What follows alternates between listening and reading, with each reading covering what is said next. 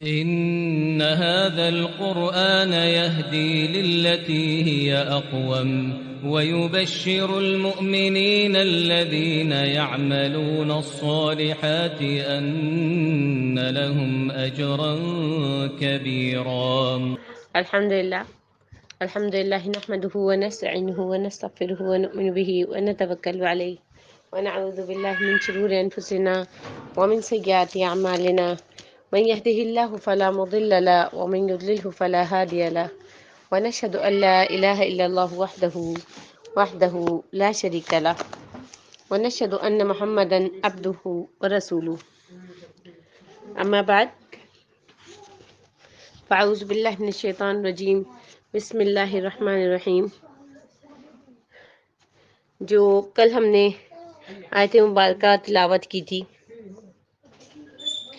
کہ یا ایھا الذین آمنوا لا تحرموا، اے وہ لوگوں جو ایمان لائے ہو پاکیزہ چیزوں کو ہم حرام مت ٹھہراؤ جو اللہ نے تمہارے لیے حلال کی ہے، اور تم حد سے نہ گزرو، بے شک اللہ حد سے گزرنے والوں کو پسند نہیں فرماتا. اور اللہ نے تمہیں جو پاکیزہ رزق حلال دیے اسے کھاؤ، اللہ سے ڈرو جس پر تم ایمان رکھتے ہو. ٹھیک ہے، اب آج کی جو آیت ہے وہ آیت کیا ہے؟ لا یؤاخذکم اللہ باللغو فی ایمانکم ولکن یؤاخذکم بما عقدتم الایمان. اللہ تعالیٰ تمہاری بلا ارادہ قسموں پر تمہاری پکڑ نہیں کرے گا، لیکن ان قسموں پر ضرور پکڑ کرے گا جو تم نے مضبوط باندھ لی. چنانچہ فکفارتہ، اس کا کفارہ، اطعام 10 مساکین من اوسط ما تطعمون اہلیکم، 10 مسکینوں کو درمیانی درجے کا کھانا کھلانا ہے جو تم اپنے اہل عیال کو کھلاتے ہو. او کسوتہم او تحریر رقبہ، یا انہیں کپڑے پہنانا ہے یا ایک گردن یعنی غلام آزاد کرانا ہے. فمن لم یجد فصیام 3 ایام، پھر جو اس کی طاقت نہ رکھتا ہو تو اسے 3 دن کے روزے رکھنا ہوں گے. ذالک کفارۃ ایمانکم اذا حلفتم، یہ تمہارے قسموں کا کفارہ ہے جب تم قسم کھا کر توڑ بیٹھو. واحفظوا ایمانکم، اور تم اپنی قسموں کی حفاظت کرو. کذالک یبین اللہ لکم آیاتہ لعلکم تشکرون، اللہ اسی طرح تمہارے لیے اپنی آیتیں بیان کرتا ہے تاکہ تم شکر گزار بن جاؤ. اب یہ جو آیات ہیں آج کی، ان میں اللہ تبارک و تعالیٰ نے کس چیز کے لیے سب سے پہلے حکم دیا ہے کہ جو بے ارادہ قسم ہے، یعنی اس بے ارادہ قسم کے بارے میں ہماری گفتگو بڑی تفصیل سے سورۃ بقرہ میں بھی گزر چکی ہے. اس سے کیا مراد ہوتا ہے کہ انسان کا قسم کھانے کا قصد اور ارادہ تو نہیں ہوتا، لیکن وہ بعد آتا بلا سوچے سمجھے اللہ کی قسم کھانے لگتا ہے. جیسے کہ عربوں میں عادت ہوتی ہے واللہ کہنے کی یا تاللہ کہنے کی، ٹھیک ہے نا، اکثر کہتے ہیں اللہ العظیم. تو یہ جو ہے بلا ارادہ، یعنی کہ انسان کی عادت ہے کہ وہ اپنے گفتگو میں جو ہے وہ اس طریقے سے قسمیں کھاتا ہے. تو اللہ تعالیٰ فرما رہے ہیں کہ جو ایسے جس کی جو عادتاً تم لوگ اپنی گفتگو میں جو قسمیں کھا رہے ہوتے ہو، ان قسموں پر اللہ تبارک و تعالیٰ تمہارا مواخذہ نہیں کرے گا، یعنی تمہاری پکڑ نہیں ہوگی ان قسموں کے اوپر. ٹھیک ہے، لیکن جو مواخذہ ہوگا یا پکڑ ہوگی وہ کس اس پہ ہوگی، کس قسم کی قسم کے اوپر ہوگی؟ جو تم نے جان بوجھ کر کھائی ہے، یعنی سوچ سمجھ کے اپنے ارادے کے ساتھ. ٹھیک ہے، تو اس کے لیے جو اللہ تبارک و تعالیٰ نے کفارہ رکھا ہے، یعنی ایک غلط بات کرنے کا کفارہ 10 مسکینوں کو کھانا یعنی صدقہ کرو، یا انہیں کپڑے پہناؤ، یا ایک غلام آزاد کرو. جان بوجھ کے قسم کھائیے، سوچ سمجھ کے قسم کھائیے. اب پورا نہیں کر پا رہے ہو تو پھر کیا کرنا ہے؟ اس کو جو ہے آپ نے پورا کس طریقے سے کرنا ہے کہ 3 طرح کی باتیں بتا دی اللہ تبارک و تعالیٰ نے. یعنی آپ یہ دیکھیے کہ منہ سے جو نکلی ہوئی بعض باتیں جو ہوتی ہیں بڑی خطرناک ثابت ہو جاتی ہیں. کس طریقے سے کہ آپ نے اس کو ایک عام سی بات سمجھ لیا اور آپ نے اس کا کفارہ ادا نہیں کیا. اور اگر انسان دنیا میں اس کا کفارہ ادا نہیں کرتا تو پھر اللہ تبارک و تعالیٰ کے ہاں اس کی شدید قسم کی پکڑ ہے. تو اللہ تعالیٰ کہہ رہے ہیں تمہارے قسموں کا کفارہ ہے جبکہ تم قسم کھا کے توڑ دو، اپنی قسموں کی حفاظت کیا کرو. ٹھیک ہے، یعنی اگر اس وقت ہمیں یہ بات پتہ چل گئی ہے کہ جھوٹی قسم کھانے پر اور جھوٹی قسم توڑنے پر پکڑ ہے، تو پھر اللہ تعالیٰ نے ہمیں اس پر کفارہ بھی بتا دیا ہے کہ کیا کفارہ ہونا چاہیے. اب ہمیں کیا کرنا چاہیے اس علم کے آنے پر، اس بات کے پتہ چلنے پر، ورنہ قیامت کے دن کوئی انسان یہ کہہ کر نہیں چھوٹ سکے گا اوہ آئی ایم سوری، یعنی آئی ایم سوری کہہ کے کوئی نہیں چھوٹ سکے گا اس وقت کہ مجھے تو پتہ ہی نہیں تھا کہ قسم کا کفارہ بھی ہوتا ہے. نہیں، یہ دنیا میں آپ کو معلوم کرنا تھا کہ جو کام اور باتیں آپ کر رہے ہیں اس کا نتیجہ اور خمیازہ کیا ہو سکتا ہے، کیا پکڑ ہو سکتی ہے اللہ تبارک و تعالیٰ کے پاس سے. تو صرف آئی ایم سوری کہنے سے اللہ تبارک و تعالیٰ کے پاس سے پکڑ ختم نہیں ہوگی. تو اللہ تعالیٰ نے 3 طرح کی جو ہے وہ آپ کو بتا دیا کہ اس کا کفارہ کیا ہے. کس طریقے سے جو ہے اب غلطی ہو گئی، منہ سے نکل گئی بات، اب آپ کس طریقے سے جو ہے وہ اس کی اصلاح کریں گے کہ فَكَفَّارَتُهُ إِطْعَامُ عَشَرَةِ مساکین.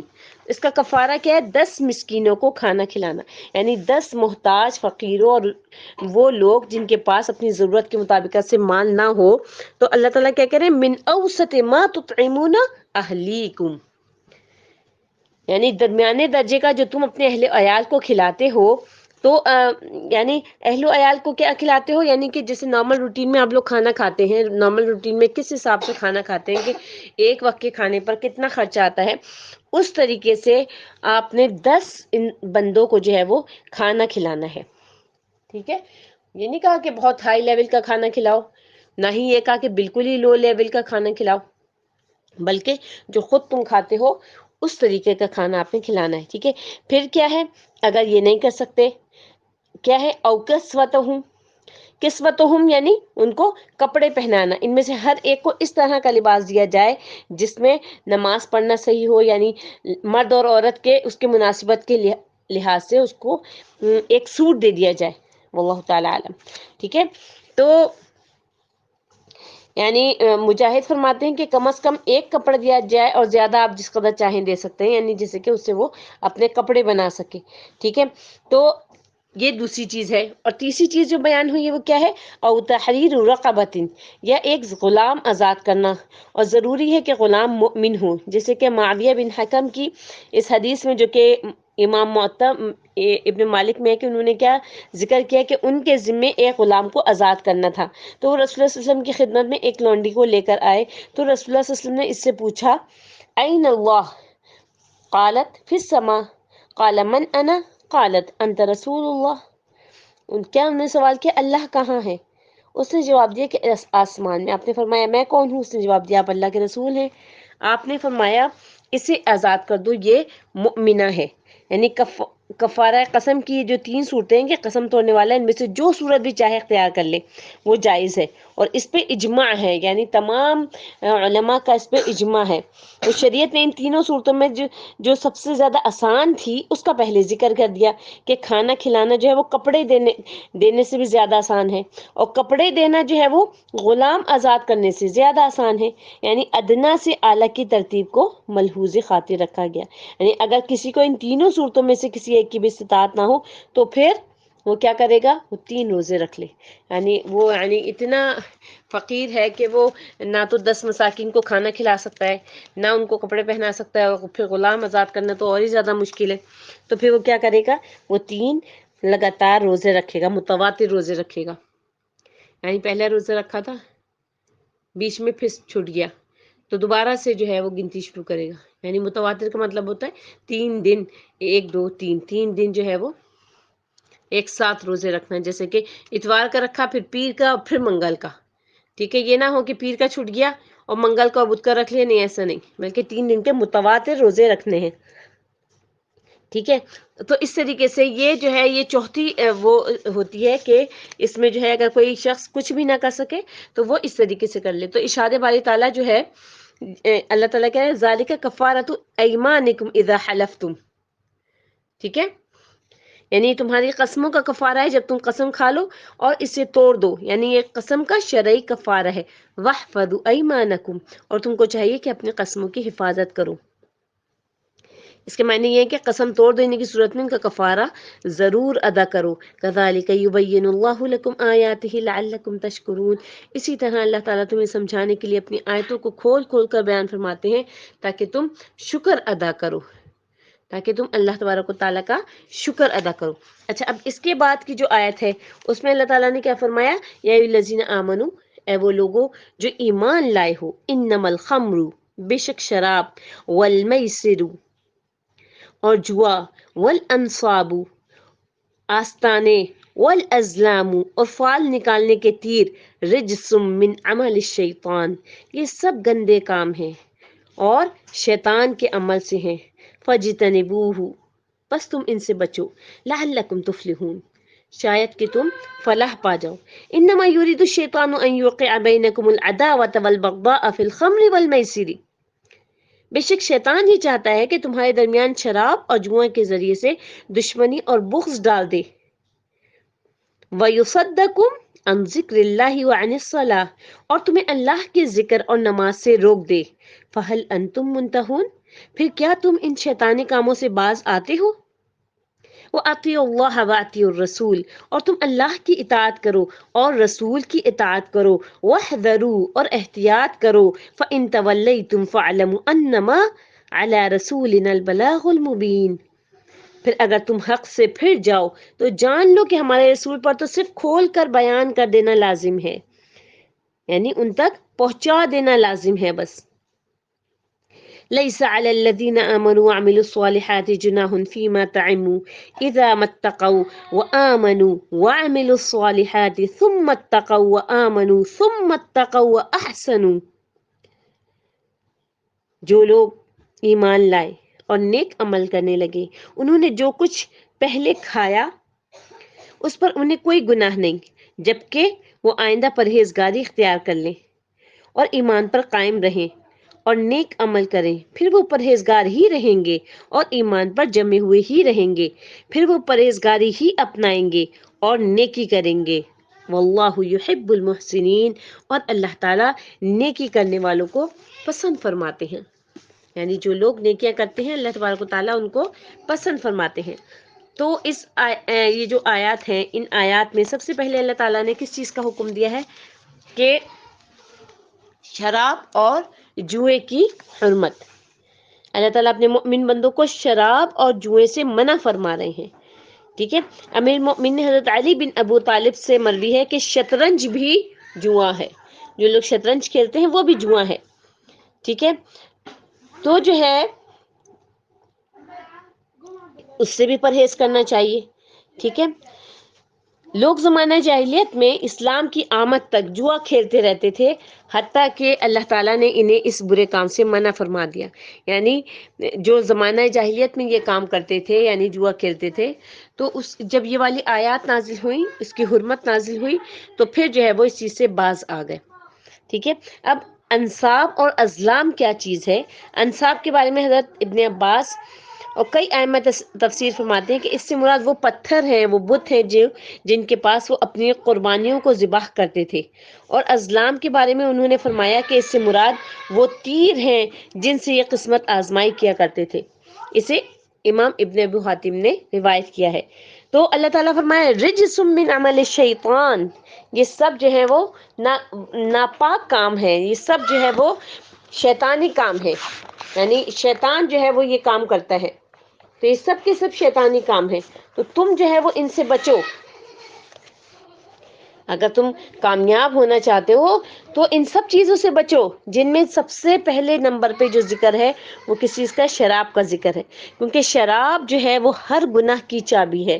ابن عباس رضی اللہ عنہ کہتے ہیں کہ رسول اللہ صلی اللہ علیہ وسلم نے فرمایا شراب سے بچو، یہ ہر برائی کی چابی ہے۔ اس کے بعد جھوٹ، زنا اور انسانوں کے اوپر دست درازی، حرام مال کمانا، بہت ساری خرابیاں جو ہے وہ شراب کی وجہ سے انسانی معاشرے میں پائی جاتی ہیں، اور پھر شراب کی وجہ سے انسان اللہ کے ذکر سے بھی رک جاتا ہے، جس کا بھی آگے ذکر آئے گا۔ اور میسر جوا یعنی بغیر محنت کے، بغیر کوشش کے، جو ایزی منی کہ جس میں انسان کچھ کھیلوں کے ذریعے سے راتوں رات امیر بن جاتا ہے، ٹھیک ہے. اور انصاب کسے کہتے ہیں؟ بت اور آستانوں کو، یعنی غیر اللہ کے نام پر دی گئی نظر و نیاز. اور ازلام کس کو کہتے ہیں؟ تیروں کو. یہ سب شیطانی کام ہے، ان سے اجتناب کرنا چاہیے تاکہ تم فلاح پا سکو، اور خصوصاً شراب اور جوئے سے. آپ دیکھیں یہاں پر جن دیگر چیزوں کا ذکر کیا ہے، لیکن اگلی آیت میں شراب اور جوؤں سے بچنے کے لیے مزید تاکید کی ہے. کہ اللہ تعالیٰ کیا فرما رہے ہیں کہ شیطان تو یہ چاہتا ہے کہ شراب اور جوئے کے ذریعے سے تمہارے درمیان میں عداوت ڈال دے. یعنی جو شراب کی خرابیاں ہیں یا جوئے کی وجہ سے جو مال حاصل ہوتا ہے، اس کی وجہ سے انسانوں کے تعلقات خراب ہوتے ہیں، یعنی آپس کے جو ریلیشن شپ ہیں وہ خراب ہو جاتے ہیں، ٹھیک ہے نا. اور آپس میں محبت کے بجائے دشمنی پیدا ہو جاتی ہے. لہٰذا اگر دیکھیں آپ، انسان نے شراب پی کر کسی کی بے عزتی کر دی، کسی کے ساتھ برا سلوک کر دیا، کسی کو مار پیٹ دیا. آپ دیکھیں گے جو مرد حضرات شراب پیتے ہیں ان کے اپنی بیویوں کے ساتھ کیسے تعلقات ہوتے ہیں، کیسے ان کے ریلیشن شپ ہوتے ہیں. آپ نے ایسی داستانیں اور کہانیاں سنی ہوں گی کچھ لوگوں کے جو ایکسپیرینس ہوتے ہیں، کہ اس سے کیا ہوتا ہے کہ بیویوں کے دل میں اور پھر اس کے بعد بچوں کے دل میں جو ہے وہ باپ کے لیے شدید قسم کی نفرت پیدا ہو جاتی ہے. پھر اسی طریقے سے بہن بھائی دور ہو جاتے ہیں، باقی رشتہ دار دور ہو جاتے ہیں، بغض پیدا ہو جاتا ہے. اور اسی طرح سے جوا بھی، جیسے لاٹری میں سے ہر ایک مال خرچ کرتا ہے لیکن وہ کسی ایک کے نام نکل آتی ہے. جن کا پیسہ ایک کو مل گیا وہ اسی پر اچھل کود رہا ہوتا ہے، فخر و غرور کر رہا ہوتا ہے. تو جو باقی اس کا منہ دیکھ رہے ہوتے ہیں تو کیا وہ اسے خوش ہو کر دیتے ہیں اپنا پیسہ؟ یعنی ان کے دل میں خوشی اتری ہوئی ہوتی ہے، خوش ہو کر دیتے ہیں، کہ تالیاں بجاتے ہیں کہ اچھا ہمارا پیسہ لے کے تم جو ہے وہ امیر بن گئے ہو، کہ تم جو ہے وہ تم نے جو ہے وہ اتنا اچھا کام کیا ہے. نہیں، بلکہ کیا ہوتا ہے کہ اندر ہی اندر سے عداوت پیدا ہو جاتی ہے، اندر ہی اندر سے بغض پیدا ہو جاتا ہے، معاشرے میں انسانی تعلقات خراب ہوتے ہیں. تو اللہ تعالیٰ نے اسی وجہ سے ان چیزوں سے روکا ہے. پھر اللہ تعالیٰ کے حقوق میں کمی ہوتی ہے کہ یہ چیزیں ہیں. اللہ تعالیٰ کہہ رہے ہیں اللہ تمہیں اللہ کی یاد اور نماز سے روکتی ہے. تو شیطان کیا چاہتا ہے کہ اس کے ذریعے سے نیکی کے جو دو بڑے مواقع ہیں تمہارے، وہ تم کھو دو. ایک نماز اور ایک دوسری چیز کیا؟ اللہ کا ذکر. اس سے کیا پتہ چلتا ہے کہ نماز کے علاوہ بھی ذکر کرنا چاہیے. یعنی اس میں دیکھیں نماز کا الگ ذکر ہے، اور ذکر یعنی اللہ تعالیٰ کا جو ذکر ہے، اللہ تعالیٰ کی جو یاد ہے. تو پھر جو ہے وہ اللہ تبارک و تعالیٰ کیا فرما رہے ہیں کہ کیا تم ان چیزوں سے باز رہو گے؟ یعنی کیا جب اتنی سختی سے وعید ہو گئی کہ شیطان جو ہے صاف صاف بتا دیا کہ رجس من عمل الشیطان ہے، ٹھیک ہے نا، تو پھر کیا تم جو ہے وہ باز رہو گے اس چیز سے؟ باز آؤ گے تم اس چیز سے؟ ٹھیک ہے. اب میں یہ چاہوں گی کہ تھوڑی سی شراب کی حرمت کے بارے میں جو چند احادیث ہیں وہ بیان کروں، اس کے بعد ہم اپنا یہ مکمل کرتے ہیں. کہ امام احمد نے حضرت ابو ہریرہ رضی اللہ تعالیٰ عنہ کی حدیث کو بیان کیا ہے کہ شراب کو 3 مرحلوں میں حرام قرار دیا گیا. رسول اللہ صلی اللہ علیہ وسلم جب مدینے میں تشریف لائے تو لوگ شراب پیتے تھے اور جوا کھیلتے تھے. انہوں نے ان کے بارے میں رسول اللہ صلی اللہ علیہ وسلم سے پوچھا تو اللہ تعالیٰ نے اپنے نبی پر یہ آیت نازل فرمائی، یسألونک عن الخمر والمیسر قل فیہما اثم کبیر ومنافع للناس. اے پیغمبر، لوگ آپ سے شراب اور جوئے کا حکم دریافت کرتے ہیں، کہہ دیجئے کہ ان دونوں میں بڑا گناہ ہے. ابھی حرام نہیں ہوئی بلکہ کیا کہا گیا؟ بڑا گناہ ہے، اور لوگوں کے لیے کچھ فائدہ بھی ہے. اسم کبیر بھی کہا گیا اور ومنافع للناس بھی کہا گیا کہ لوگوں کے لیے کچھ فائدہ بھی ہے. یہ آیت سن کر لوگوں نے کہا کہ شراب کو ہم پر حرام نہیں قرار دیا گیا، کیونکہ فرمایا یہ گیا کہ ان میں نقصانات بڑے ہیں اور لوگوں کے لیے کچھ فائدے بھی ہیں. لہٰذا اس آیت کے نزول کے بعد بھی لوگ شراب پیتے رہے، حتیٰ کہ ایک دن ایک مہاجر صحابی نے اپنے ساتھیوں کو کی نماز مغرب میں امامت کراتے ہوئے قرات کو خلط ملط کر دیا. یعنی شراب کے نشے میں تھے وہ مہاجر صحابی تھے. تو اللہ تعالیٰ نے اس سے زیادہ حکم جو ہے وہ سخت حکم نازل فرمایا، اور کیا کہا؟ یا ایھا الذین آمنوا، اے وہ لوگوں جو ایمان لائے ہو، لا تقربوا الصلاۃ وانتم سکارا. یعنی اب کیا حکم آ رہا ہے کہ تم جو ہے نماز کے قریب مت جاؤ اس حالت میں کہ تم نشے میں ہو. حتی تعلموا ما تقولون، یہاں تک کہ جو کچھ تم کہہ رہے ہو وہ تم سمجھنے نہ لگو. یعنی تمہارا جو نشہ ہے وہ اتر نہ چکا ہو. تو لوگ اس آیت کے نزول کے بعد بھی شراب پیتے رہے اور یہ احتیاط کرتے تھے کہ نماز اس وقت پڑھتے تھے جب وہ نشے کی حالت میں نہیں ہوتے تھے، یعنی اللہ تعالیٰ کی نافرمانی نہیں کر رہے تھے. لیکن اللہ تعالیٰ نے کہا نا یہ الذین آمنوا لا تقربوا الصلاۃ وانتم سکارى، ابھی تک یعنی یہ والی آیت جو ہے وہ پھر منسوخ نہیں ہوئی، یہ آیت ابھی تک قرآن میں موجود ہے. ٹھیک ہے. پھر اس کے بعد اس سے بھی زیادہ سخت حکم پر مبنی یہ آیت نازل ہوئی، یا ایھا الذین آمنوا، اے وہ لوگوں جو ایمان لائے ہو، انما الخمر والمیسر والانصاب والازلام رجس من عمل الشیطان، اے ایمان والو بے شک شراب اور جوا اور بت اور پاسے یہ سب ناپاک کام ہے، عمل شیطان ہے یہ، تو تم ان سے بچتے رہو تاکہ تم نجات حاصل کرو. تو اس آیت کے نزول کے بعد لوگوں نے کہا کہ اے اللہ بس اب ہم اس سے باز آ گئے. البتہ لوگوں نے حضور اقدس کی خدمت میں یہ عرض کی کہ اللہ کے رسول کچھ لوگ اللہ کی راہ میں شہید ہو گئے ہیں اور کچھ اپنے بستروں پر فوت ہوئے، لیکن وہ شراب پیتے اور جوا کھیلتے تھے، جبکہ اللہ نے انہیں ناپاک اور اعمال شیطان سے جو ہے وہ تشبیہ دی ہے. تو اس کے جواب میں اللہ تعالیٰ نے پھر یہ والی آیت نازل کی، لیس علی الذین آمنوا وعملوا الصالحات جناح فیما طعموا، جو لوگ ایمان لائے اور نیک عمل کرتے رہے ان پر کچھ گناہ نہیں جو وہ کھا پی چکے ہیں. یعنی اس وقت تک تو یہ آیتیں نازل نہیں ہوئی تھی تو ان کے اوپر کچھ گناہ نہیں. نبی کریم صلی اللہ علیہ وسلم نے فرمایا اگر ان کی زندگی میں یہ شراب حرام ہوئی ہوتی تو وہ بھی اس کو اسی طرح سے ترک کر دیتے جیسے تم نے ترک کر دیا ہے. ٹھیک ہے نا. اور اگر وہ ان میں سے کوئی ترک نہ کرتے تو کیا ہوتا، پھر جو ہے ان کے اوپر ان کے لیے سزا ہوتی. لیکن چونکہ وہ بھی مؤمن تھے، وہ بھی ایمان والے تھے، اس لیے جو ہے وہ بھی ترک کر دیتے. ٹھیک ہے. اچھا اب یہ اس سے ریلیٹڈ جو ہے وہ شراب کی حرمت سے ریلیٹڈ کافی تفصیل ابھی باقی ہے جو میں وضاحت کے ساتھ آپ لوگوں کو بیان کرنا چاہوں گی انشاءاللہ. تو اب ہماری جو نیکسٹ انشاءاللہ کلاس ہوگی اس میں جو ہے میں اس کو مزید ڈیٹیل سے بتاؤں گی انشاءاللہ کہ شراب کی جو حرمت ہے اس کے بارے میں کیا کیا جو ہے وہ آیتیں ہیں اور کیا کیا احکامات ہیں. اللہ تبارک و تعالیٰ سے دعا ہے کہ اللہ رب العالمین احکم الحاکمین ہم سب کے وہ تمام گناہ جو کہ ہم نے جان بوجھ کر کیے ہیں یا وہ تمام گناہ جو ہم سے انجانے میں سرزد ہو گئے، یا رب العالمین ہمیں معاف فرما دیجیے. بہت سارے لوگ ہیں، اب یہ آیتیں تو ظاہر نازل ہو چکی ہیں کب کی، لیکن اب بھی شراب پی رہے ہوتے ہیں، اب بھی وہ اس گناہ میں ملوث نظر آتے ہیں. تو اللہ تبارک و تعالیٰ سے ان کی ہدایت کے لیے دعا مانگا کیجیے اور ان کے لیے ان کی اس برائی سے نفرت کیا کیجیے.